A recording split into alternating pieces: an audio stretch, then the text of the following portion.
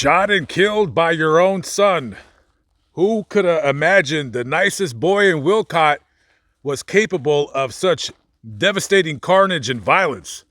Today we're going to go visit the graves of the Andrews family, and I'm going to explain the story of what happened on the night of November 28th, 1958. Let's get right into it. On that night, you had 20-year-old Jenna Marie, who was home from school. At the time, she was living in Oklahoma. You also had 18-year-old Lowell Andrews. He was a student at Kansas University. He was studying zoology, and he played in the marching band. He played the bassoon. I've never heard of this instrument. I'm putting a picture up to show you what it looks like. Neither here nor there. On the night of November 28th, 1958, you have Jenna Marie at the family home in Wilcott, along with 50-year-old William Andrews and his 42-year-old wife, Opal. Upstairs, young Lowell Andrews is watching TV and is dreaming of things that he could become when he gets older. A scientist? A doctor? No. This guy wants to be a mafia hitman. He wants to be a gangster. He dreams of traversing the United States, killing people. A contract killer. As he's daydreaming, he is starting to put his plan into action. And the first victims of his murderous reign of terror are going to be his sister and his parents. He grabs his .22 caliber rifle, loads it up with his .38 caliber revolver, and he gets up off the bed, dusts himself off, goes downstairs where he sees his sister on the couch. He points the rifle right at her, shoots her right in between the eyes. Shoots her another 2 times for good measure. Now, I wasn't there at the crime scene, and I could only imagine that the mother and father are wondering what's going on. The father comes out. Lowell shoots him 3 times with the rifle.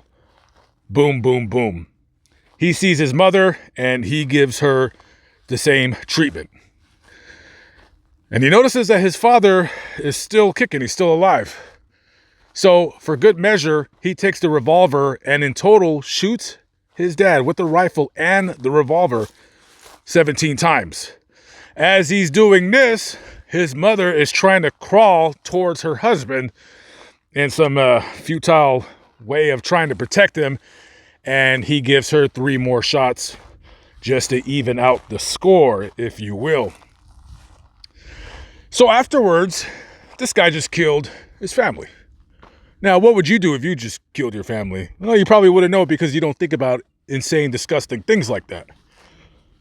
So Lowell, he has plans of, well, he's going to make it appear to be a robbery. Oh yeah, these guys came in to rob the place, and they decided to kill my family as I was out watching a movie.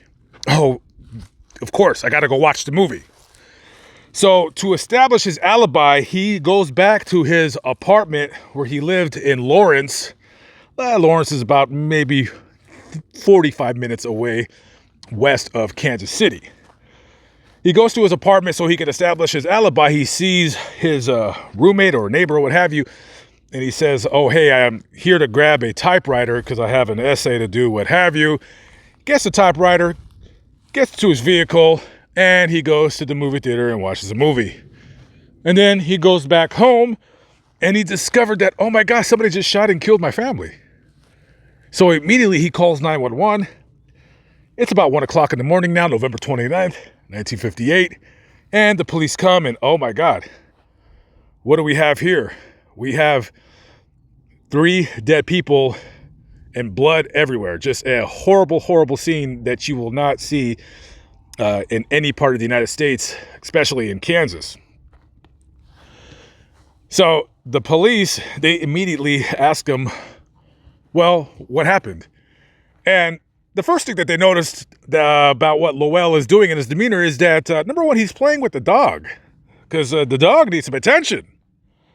He loves that damn dog. Number 2, For a kid that just discovered his family dead, he's not terribly concerned.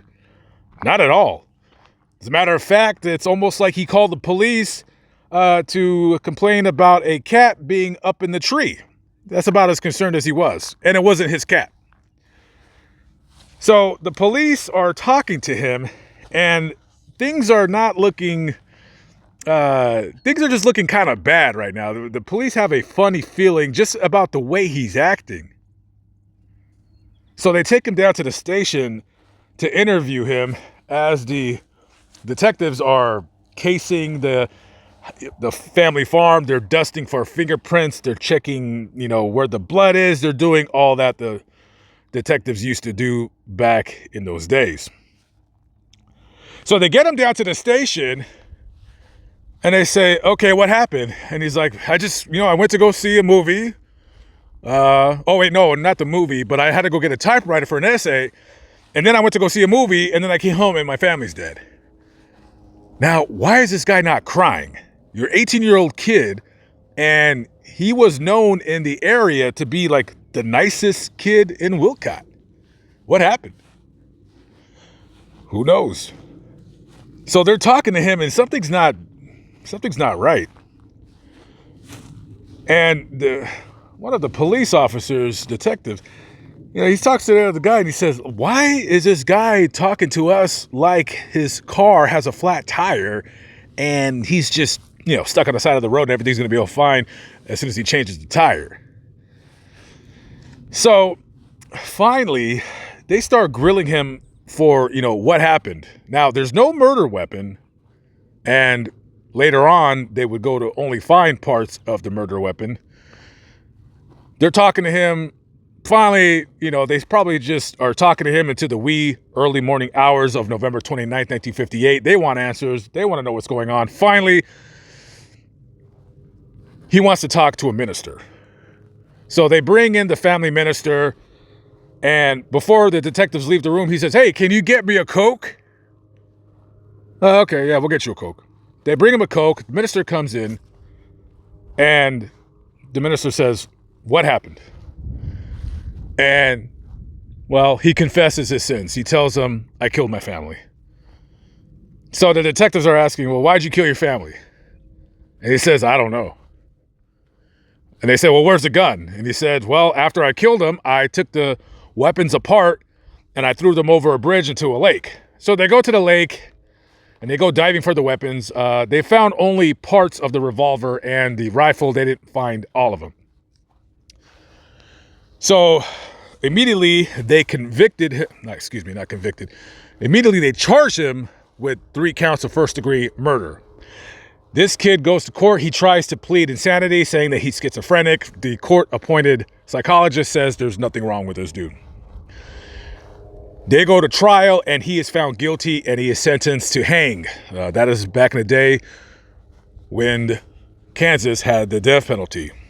And he would sit on death row for about 4 years,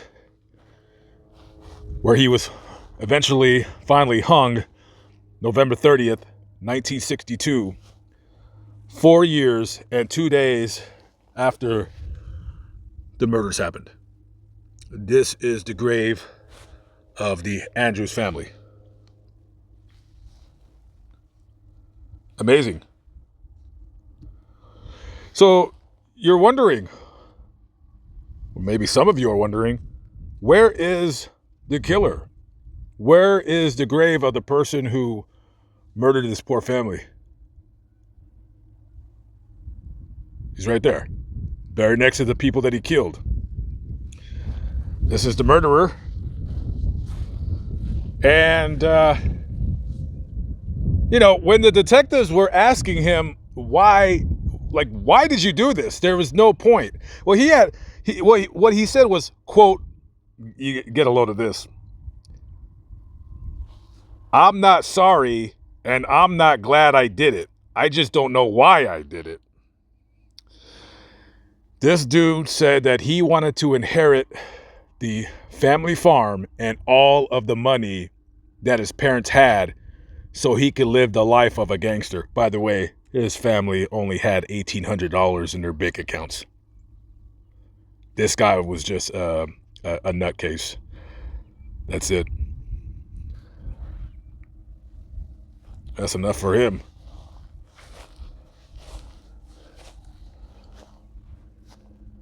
What the hell? What the hell? Rest in peace to the Andrews family and to the other. When you murdered your family, in my opinion, you forfeited the name Andrews. So, as I always say, payable on death. All right, guys, temperature's dropping. So is the sun. I gotta hit the road. Next stop, Colombia. Catch up with you on the next vlog. I hope to see you there. Peace out.